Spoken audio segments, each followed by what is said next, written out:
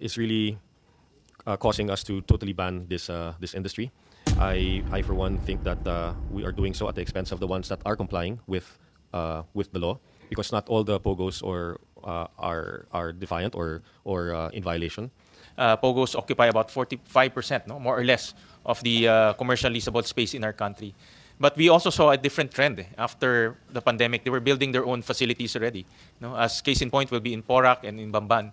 So we would like to be enlightened by your expert opinion on how a ban in Pogos will affect the property market. Will it still affect the property market, considering that they are shifting in terms of strategy? And any thoughts on the proposals to ban Pogos and also online gaming? No?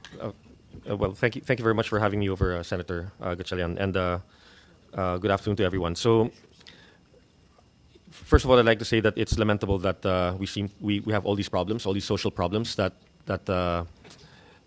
is really causing us to totally ban this industry. I for one think that we are doing so at the expense of the ones that are complying with the law, because not all the pogos are defiant or in violation. But if it is the best for the country, then I suppose the only appeal is to be able to do that in a phased manner. Not so much for the property sector anymore, but mainly for the people who will lose their jobs. You mentioned drivers and maids. Well, those drivers and maids are paid 3 to 4 times what a local will pay. And for those people, they are becoming more prosperous than they were prior to the Pogo sector. When I first went to Cagayan Export Processing Zone, where it was a hub for Pogos many years ago, many of the locals there said that prior to the Pogos' arrival there, they just fed off the sea. And so if the weather was bad, they starved. And because of the Pogo, there was a level of economic activity that made them quite able to meet their needs. And I suppose if you look at what happened in Porac and what happened in Banban, very small communities where they became the largest economic driver in those areas. And the local community might have protected them until they were discovered, primarily because they were such a big economic contributor to those locations where there are very few investors. Again, it is unfortunate that we seem to attract a number of these mafia gangster-related operations, but I want to stress that not all of them are like that. At least the ones that we have dealt business and signed deals in Makati or Pasay comply with the very strict regulations of the government. I suppose we attract all these gangsters, but as what some in the panel have said also, is that we need a sense of reflection on why we allow these gangsters to operate, and we cooperate with these gangsters. So that is probably a point of reflection for us as a community, and what drives us to do these things. I mean, it's not just this industry. If you look at sexual abuse amongst minors, we have to ask ourselves, why do parents sell their children? What drives them to those motives and to those actions? It's a big social issue. It's a big philosophical and education issue. I did notice from the gentleman from the Department of Finance that one of the costs is 500 million pesos going to enforcement of the law, and perhaps that these issues that we're going through could be partially addressed by doubling or tripling or quadrupling of that budget, because the revenues that we're generating from this industry alone can justify that multiple increase in law enforcement, whether that comes in terms of better technology or better manpower or better training of manpower. That's beyond me. As far as the property market is concerned, we think the industry still occupies 1 million square meters of office space, and this is the ones that we have tracked legitimately. The ones that happened in Bamban and Porac were totally out of our radar. But there is a benefit for the ones that are complying, and that benefit is quite significant. It's not just about the rent they pay. It's about the confidence that they instill in entrepreneurs to take risk and build more buildings. Building those buildings isn't just a matter of taking a loan. It's about building communities all throughout the country. That is one of the things that we are going to lose if we have a total and sudden ban of this market, because we're not just going to hurt the illegal operators, but we're also going to hurt the legitimate ones that are gainfully employing a lot of people. Yes, I do abhor the social ills that are attached to this industry, but that is primarily driven by people who shouldn't be here in the first place. And I think a big portion of that solution is about better enforcement that may or may not be solved by more funding. I don't know.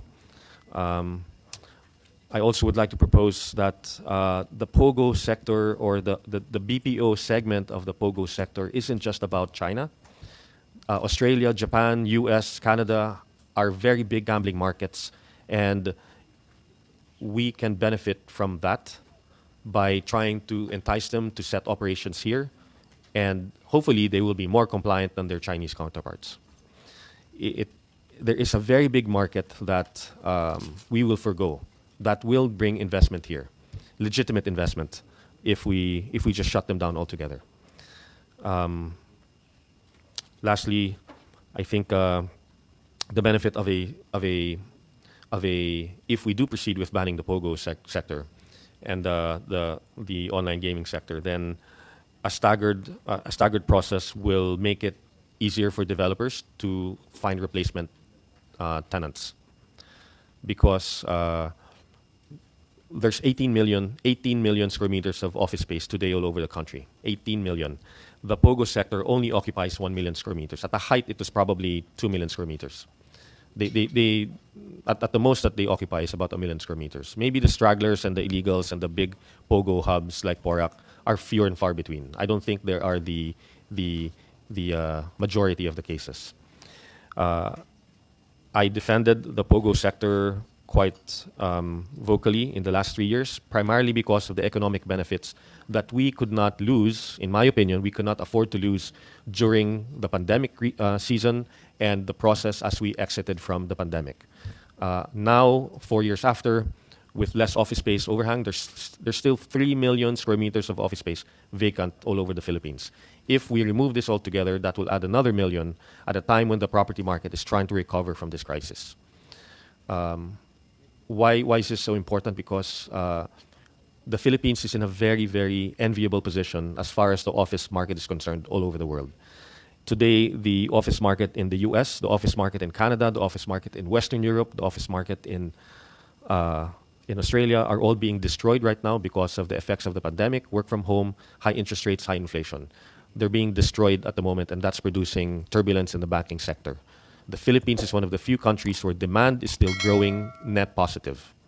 And we have to be quite thankful for that. And if we are going to shut down a large portion of this demand driver, then I would encourage that we do so in a processed manner and not just abruptly. I don't think that shutting this sector will dramatically and negatively impact the property sector, and I don't think that will lead to anything larger that will impact the banking sector, unlike what we're seeing in most parts of the world. But we also have to appreciate what we actually are enjoying from this segment of the market. And again, I say that as I abhor the social ills that a number of illegal operators are doing.